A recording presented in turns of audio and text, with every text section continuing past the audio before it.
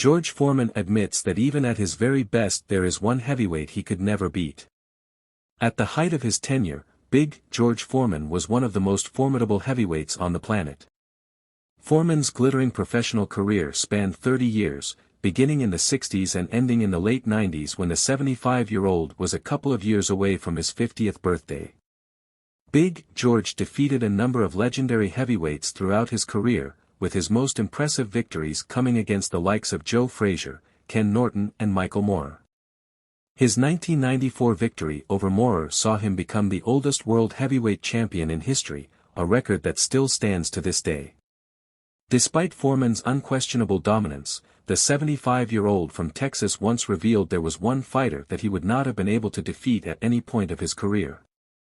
Big George spoke fondly of the late great Muhammad Ali, who beat him in their historic showdown back in 1974, claiming that one bout with the greatest was more than enough for him. Once in the ring with the great Ali was enough for me. If I'd changed my approach back then he'd have another plan. Nothing beats some fighters but time.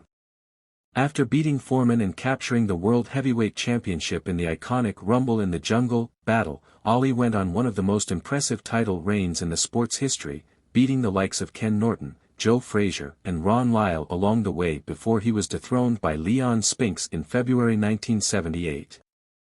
The greatest was successful in his rematch against Spinks 7 months later, but ended up suffering defeats to Larry Holmes and Trevor Berbick in the final 2 outings of his incredible career, which came to an end after Ali's health began to deteriorate rapidly.